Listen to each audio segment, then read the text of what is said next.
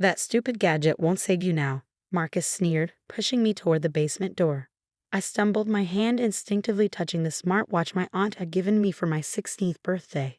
My name is Emma, and at 16, I never thought I'd be grateful for a piece of technology my stepdad had mocked relentlessly. Please, Marcus, I'm sorry, I whispered, though I wasn't sure what I was apologizing for this time. Maybe for getting an A instead of an A+ on my physics test, or for taking too long in the shower, or for breathing too loudly during his favorite TV show. With Marcus, anything could trigger his rage. Sorry doesn't cut it anymore, he growled, his fingers digging into my arm. I could smell the alcohol on his breath, stronger than usual. Mom was away at a conference, and Marcus had been drinking since noon. You need to learn respect. The basement door creaked open, revealing the dark staircase below. Our basement wasn't the cozy, finished kind with a TV room or game area. It was the stuff of nightmares. Cold concrete, no windows, and a single bare bulb that flickered ominously. Marcus had accidentally broken the bulb last week, leaving the space in complete darkness. As he shoved me forward, I pretended to stumble, using the moment to press the emergency button on my watch 3 times, just like Aunt Sarah had taught me. If you're ever in trouble, she'd said, her eyes serious, this will send an SOS with your location to me and the local police. Marcus had laughed when he saw the watch. What a waste of money, he'd said. Like anyone would want to rescue you anyway. The stairs were steep, and in the darkness, I missed the last step. I fell forward, my hands scraping against the rough concrete. Above me, Marcus laughed. Maybe a night down here will teach you some manners. The door slammed shut, followed by the distinctive click of the deadbolt. I sat in the darkness, my heart pounding. The basement air was damp and cold, carrying the musty smell of mold and forgotten things. Somewhere in the darkness, I could hear water dripping steadily. Drip, drip, drip. Like a countdown to something I didn't want to face. My watch vibrated softly. Aunt Sarah's response. Hold on, Emma. Help is coming. Stay strong. I clutched the watch close, its dim display providing the only light in the oppressive darkness. Upstairs, I could hear Marcus moving around, his heavy footsteps creaking across the floorboards. He was probably getting another drink, settling in for another night of making my life hell. He'd married my mom 2 years ago, and since then, our house had become a prison of careful steps and held breaths.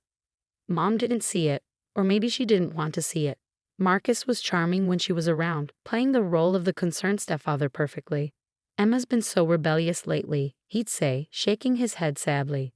I'm just trying to help her stay on the right path. The right path. I almost laughed at the thought. Marcus's right path was paved with bruises I had to hide and explanations I had to invent. I'm just clumsy, I tell my teachers when they noticed my limping. I fell during soccer practice, I'd say when friends asked about the bruises on my arms. The watch vibrated again. Police are 5 minutes out. Stay quiet. I held my breath, straining to hear any movement upstairs. Marcus's footsteps had stopped, replaced by the sound of the TV blaring some sports game. In the darkness, memories of previous punishments flooded back. The time he'd locked me in my room for 2 days because I'd forgotten to take out the trash. The night he'd made me stand in a corner for hours because I'd gotten home 10 minutes late from school. Each incident carefully timed to happen when Mom was away, each bruise strategically placed where it wouldn't show. But this time was different. This time, I wasn't alone with my fear. The watch on my wrist was more than just a timepiece. It was a lifeline, a connection to people who would believe me, who would help me. Suddenly, the TV volume upstairs dropped. I heard Marcus curse, followed by the sound of heavy footsteps approaching the front door. My heart nearly stopped when I heard the authoritative knock. Police, open up. The basement felt colder as I heard Marcus's muffled voice above, probably trying to charm his way out of trouble like he always did, but the watch vibrated one final time. We've got you, Emma. Hold on. More voices joined the commotion upstairs. The sound of the front door being forced open. Multiple footsteps. Marcus's protests growing louder, more desperate. Where is she? A firm voice demanded. Who? I'm here alone, Marcus replied, his voice carrying that fake confusion he perfected. The basement, another voice said. The signal's coming from the basement. The footsteps grew closer, and I heard the deadbolt being forced open. Light flooded the stairway as the door swung wide. revealing two police officers with flashlights. "Emma?" one called out. "Are you down there?" "Yes," I answered, my voice shaky but clear. "I'm here." The next few hours passed in a blur of lights, questions, and concerned faces. The police officers helped me up the stairs, documenting every bruise, every scrape. In the harsh light of our living room, I saw Marcus handcuffed on the couch, his face twisted with rage. "She's lying," he spat. "She's just a troubled kid who locks herself in the basement for attention. Ask her mother." But this time, his words couldn't hurt me. One of the officers, a kind-faced woman named Officer Torres, was already scrolling through my watch's history. The device had been quietly collecting data for months, set in spikes in heart rate coinciding with Marcus's disciplinary sessions. Timestamps of previous basement incidents, even audio clips automatically recorded when my distress levels peaked. "Smart girl," Officer Torres murmured, looking at me with understanding eyes. "You've been documenting everything, haven't you?" I nodded, thinking of Aunt Sarah's insistence when she gave me the watch. "It's not just for emergencies," she'd said. "It's for truth-telling."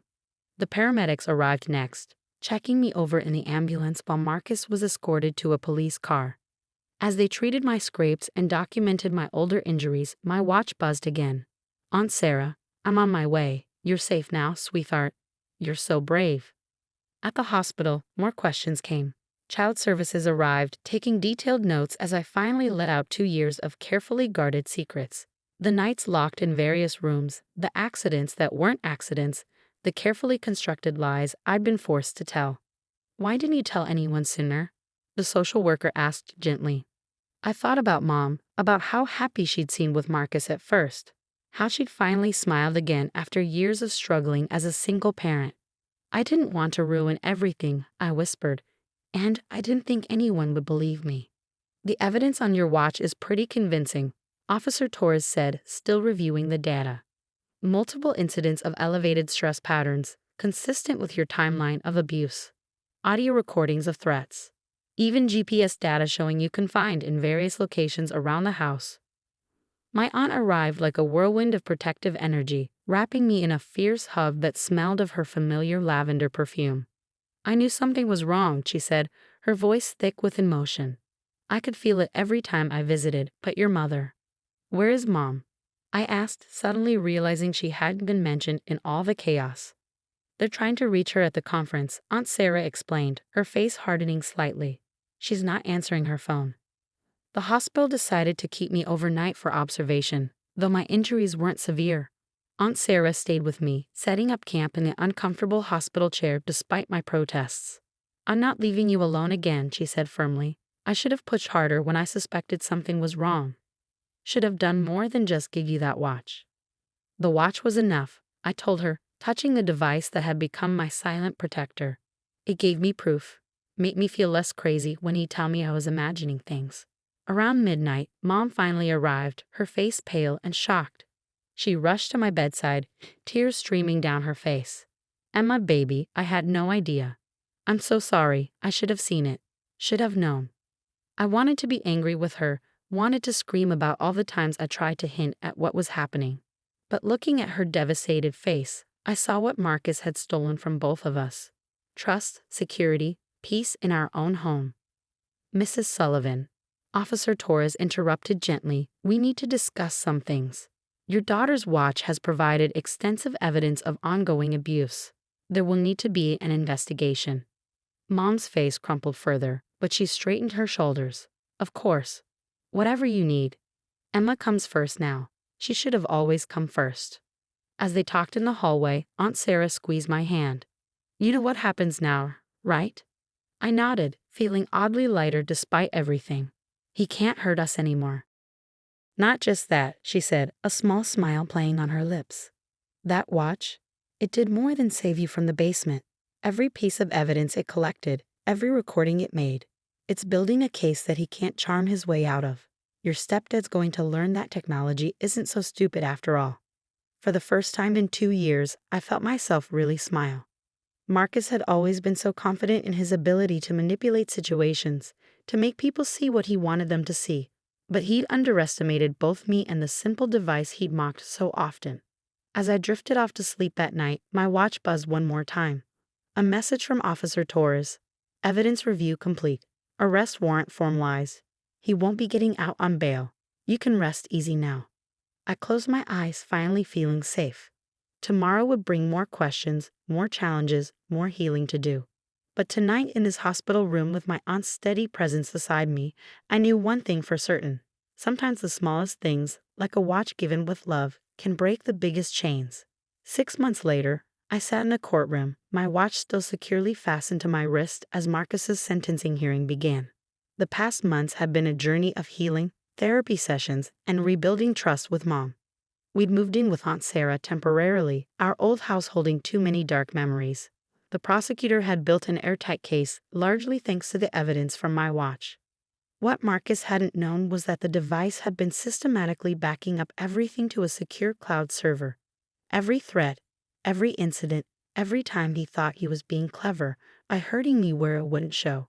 It was all there, time-stamped and documented. Your Honor, the prosecutor addressed the judge. The evidence collected from the victim's smartwatch presents a clear pattern of calculated abuse. The defendant didn't just harm Ms. Sullivan physically. He orchestrated a campaign of psychological torture, carefully timed to coincide with her mother's absences. Marcus sat at the defense table, wearing an ill-fitting suit that couldn't hide how prison had already changed him. Gone was the confident swagger, the charming smile that had fooled so many people. He looked small now, defeated. His lawyer had advised him to plead guilty, hoping for leniency. But the judge had seen the complete evidence package, over 2 years of documented abuse, all neatly cataloged by a device that Marcus had repeatedly mocked as stupid and worthless. Mom sat beside me, holding my hand tightly. She'd been through her own healing process, attending therapy sessions and domestic violence support groups.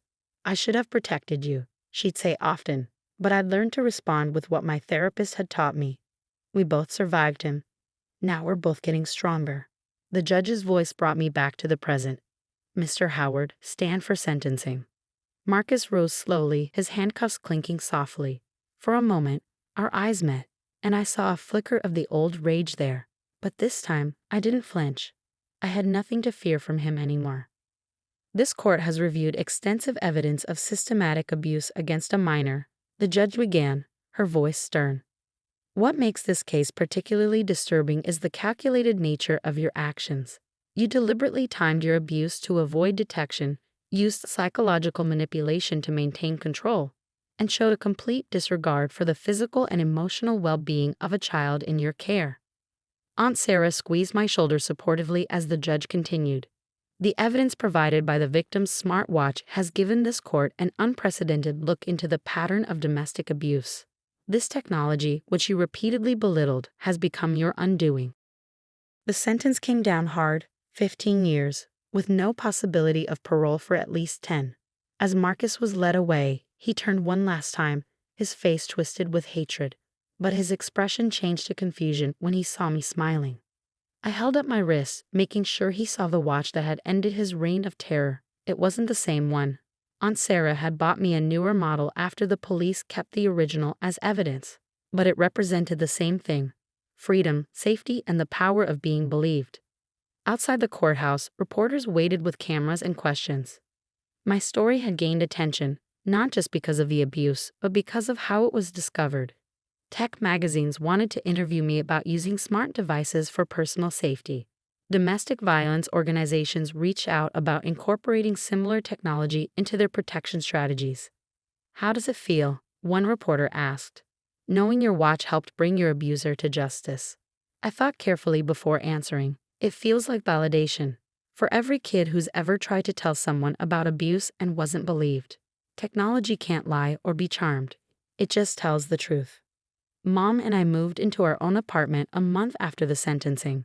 It's a small place, but it's ours, filled with sunlight and new memories. My watch sits on its charger by my bed each night, no longer needed for protection but kept as a reminder of survival. I started a blog about my experience helping other teenagers understand how technology can be used for safety. Sometimes I get messages from kids in similar situations, and I always tell them the same thing: document everything. Truth has power, and nowadays, we have more ways than ever to prove it. Last week, I received a letter from Officer Torres. She's been using my case as a training example for other officers, teaching them about modern tools for detecting domestic abuse. Your story has already helped save 3 other kids, she wrote. Your courage didn't just save yourself. As I sit here now, wearing my watch and writing this story, I think about how Marcus never understood what real strength looks like. He thought power came from fear and control. But real power, it comes from survival, from speaking truth, from using whatever tools you have to fight back. My watch shows 3:47 p.m. It's just a normal Tuesday afternoon now. No fear, no hiding, no holding my breath when I hear footsteps. Just the quiet tick of time moving forward, marking each moment of freedom I've earned, 1 second at a time.